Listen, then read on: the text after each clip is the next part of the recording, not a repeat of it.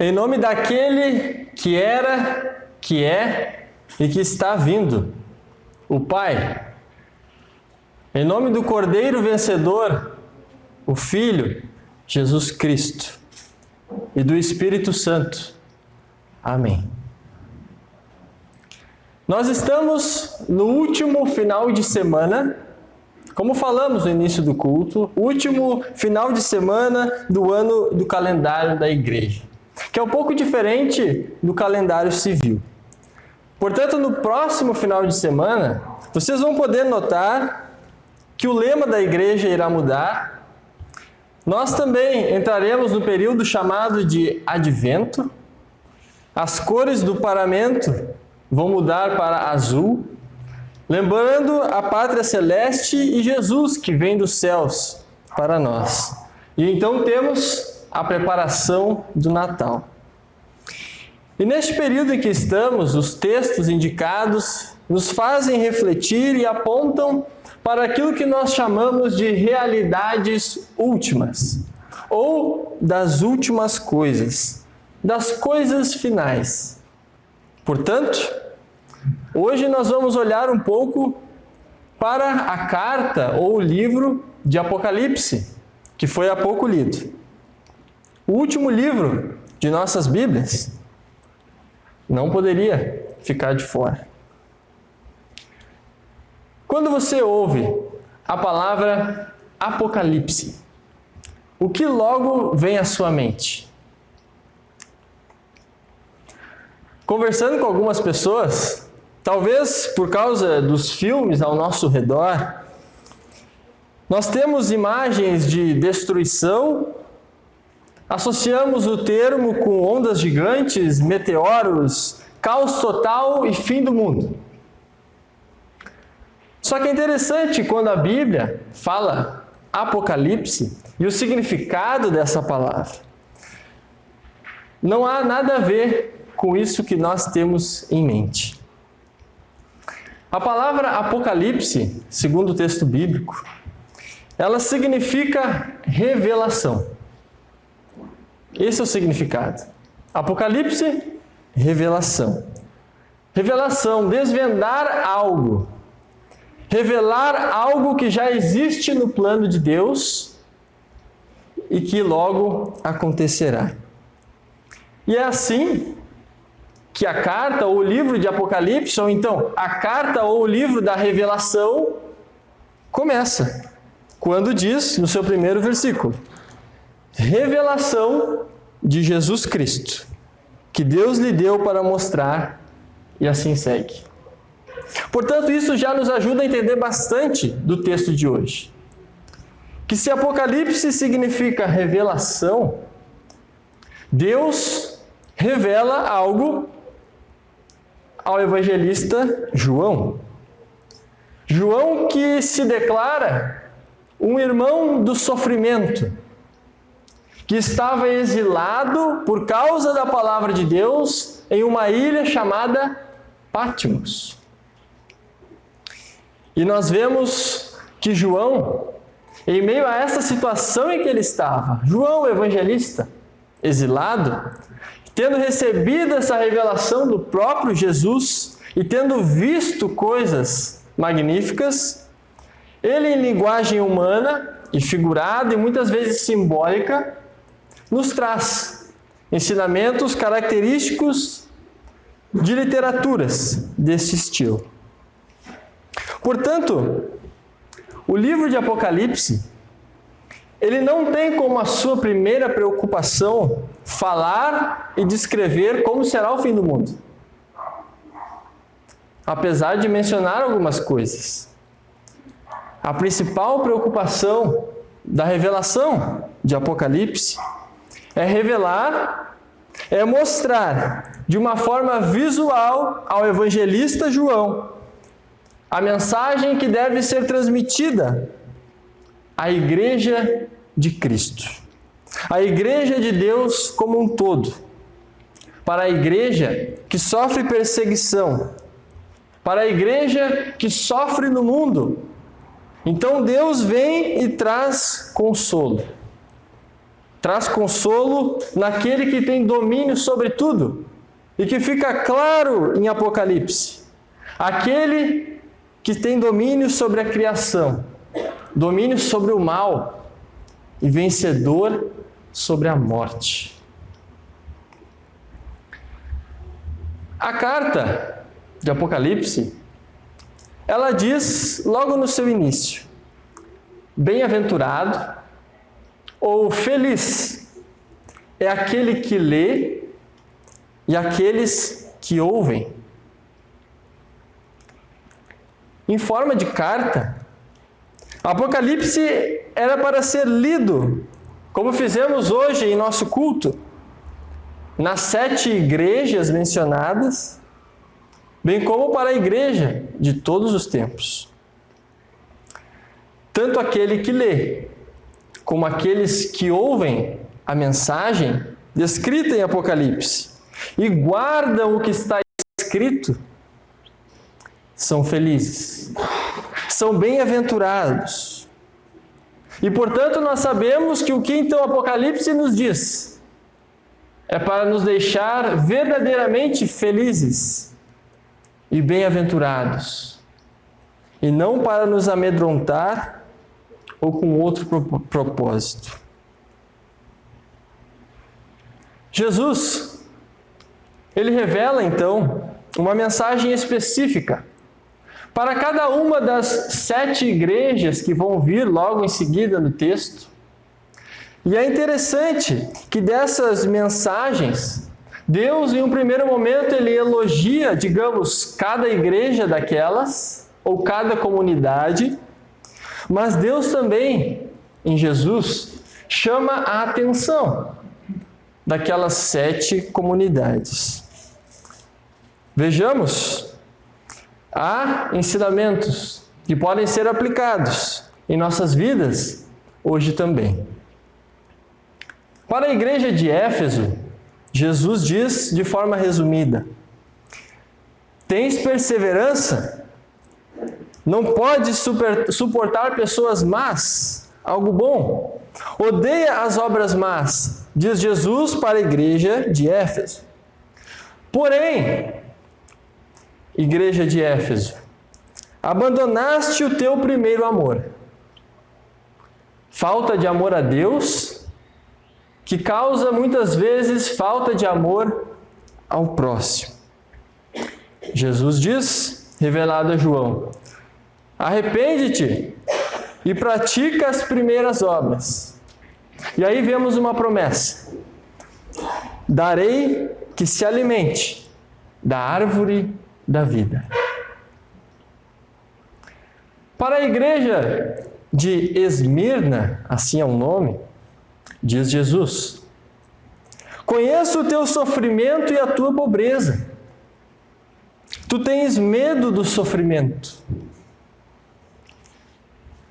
Não tenhas medo das coisas futuras. Sê fiel até a morte, e dar-te-ei a coroa da vida. Você viverá eternamente. Para a igreja de Pérgamo, a terceira igreja, Jesus diz: conservas o meu nome? Algo bom. Não negaste a minha fé, mesmo quando houve perigo e morte. Porém, dentre vocês, alguns sustentam doutrinas falsas, imoralidade sexual, idolatria. Jesus diz: arrepende-te, dar-lhe-ei o maná. Para a igreja de Tiatira, quarta igreja, Jesus diz: tens amor, fé, serviço, perseverança. Tuas últimas obras são mais numerosas do que as primeiras. Porém, toleras aquela que se auto-intitula profetisa, que ensina o povo a cometer imoralidade sexual voltada aos ídolos. Arrepende-te, dar-lhe-ei autoridade para governar as nações. Quinta, para a igreja de Sardes. Há entre vós alguns dignos de serem vestidos de branco. Conheço as tuas obras. Tens nome de que vives e estás morto.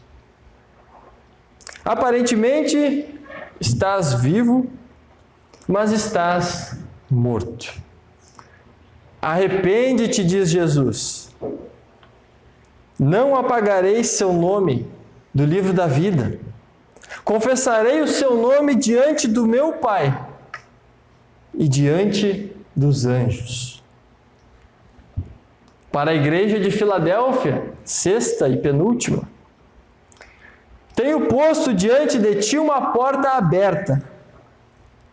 Guardaste a minha palavra e não negaste o meu nome. Porém, tens pouca força para tirar proveito da porta aberta. Ou seja, quem sabe uma referência à missão da igreja. Tens pouca força para trabalhar em levar essa palavra de Deus adiante, nas oportunidades de servir. Mas Jesus também diz: conservas o que tem, eu te guardarei. Gravarei sobre ele o nome de Deus. Para a igreja de Laodiceia, sétima e última. Não há uma característica boa citada em Laodiceia. Vocês não são nem frio e nem quente. Assim, porque és morno, nem quente e nem frio, estou a ponto de vomitar-te da minha boca. Acha que é rico, mas não sabe que é infeliz. Arrepende-te. Dar-lhe-ei sentar-se comigo no meu trono.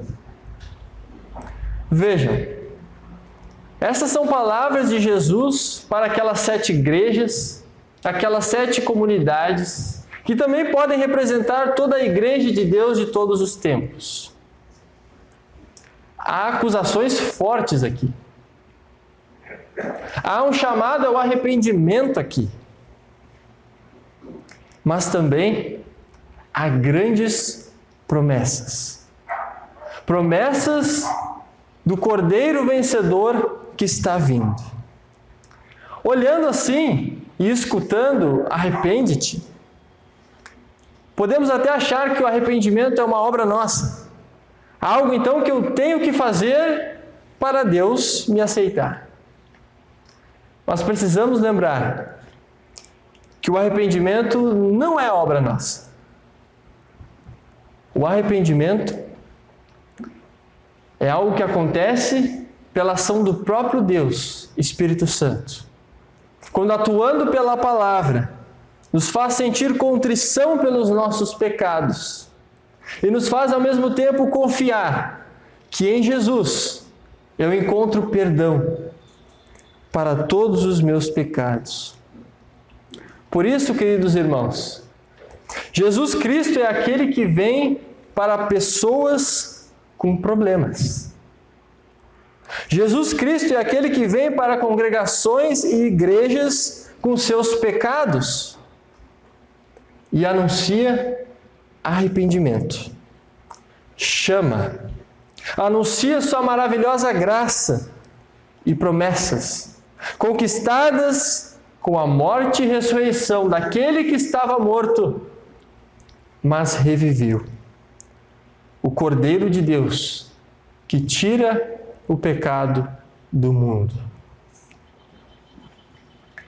Para o contexto que foi escrito Apocalipse, e quem sabe para o contexto de muitas igrejas nossas, igrejas sendo perseguidas, nós encontramos em Apocalipse consolo.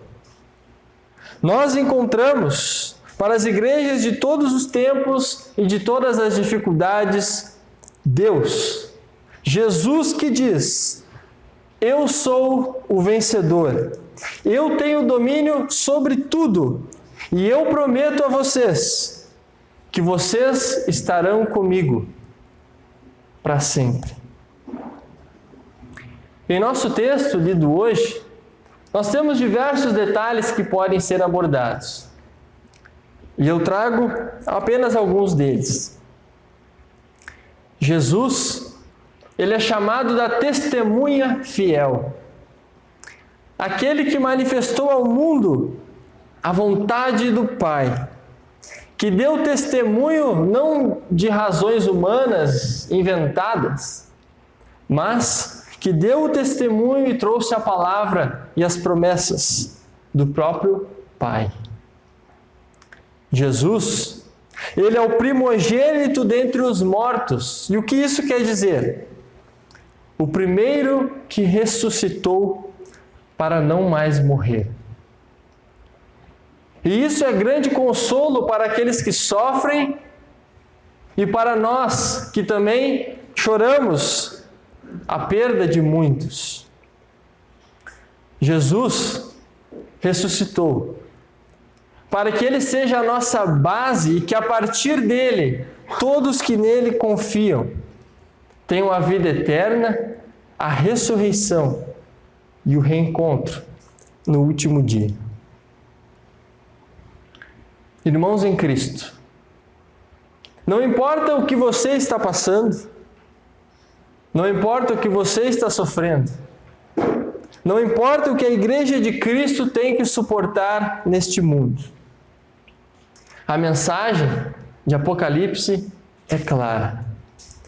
Cristo é vencedor e reina por você. Isso é consolador.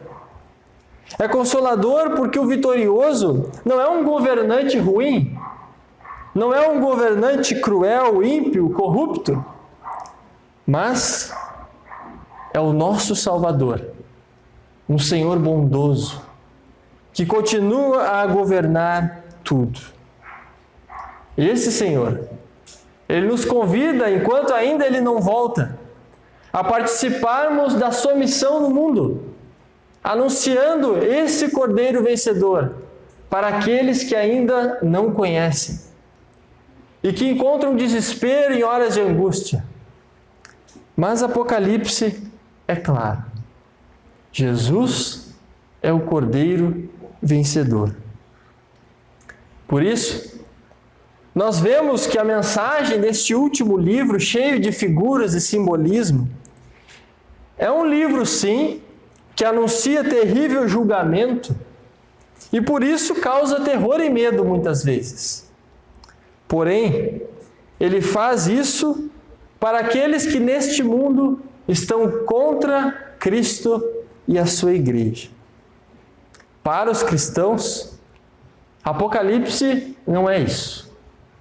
Para os cristãos, é mensagem de conforto, é mensagem de consolo, de fortalecimento, de encorajamento, de ânimo.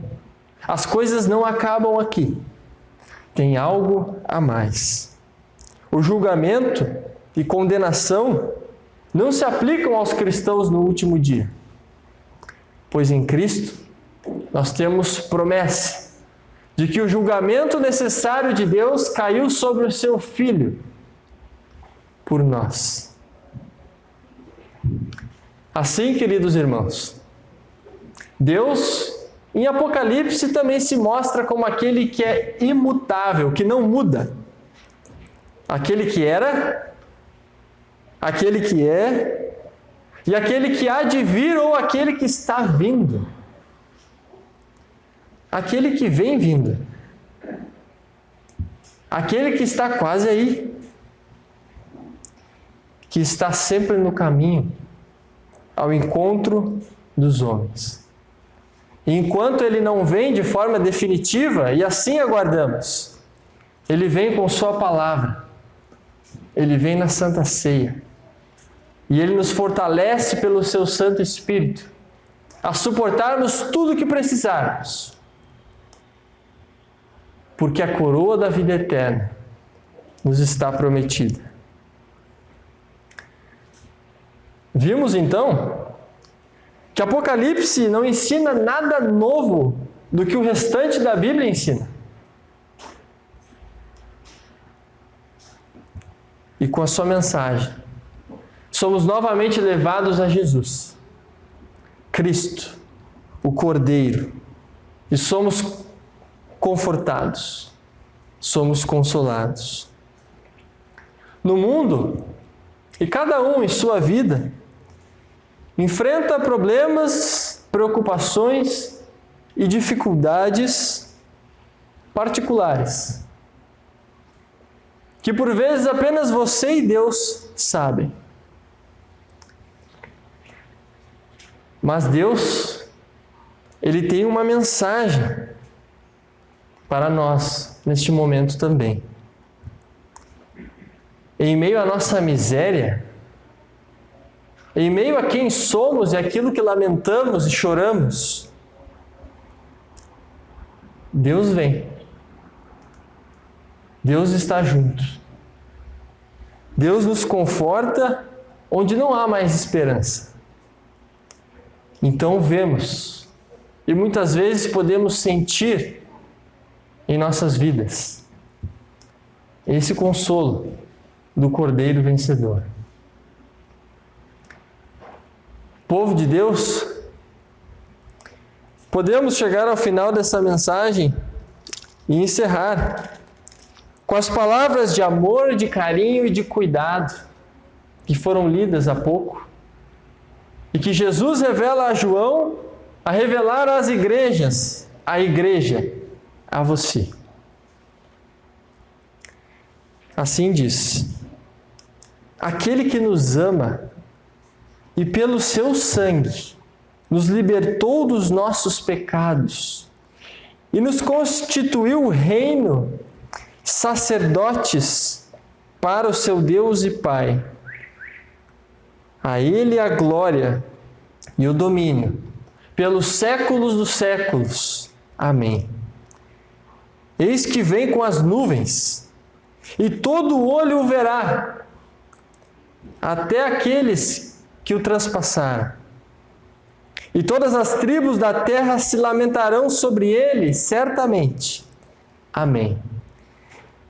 Eu sou o Alfa e o Ômega, diz o Senhor Deus, aquele que é o princípio e o fim, aquele que é, aquele que era e aquele que está vindo, o Todo-Poderoso, aquele que prometeu, promete e continua a prometer que você é um filho amado, redimido no sangue de Cristo Jesus. Amém.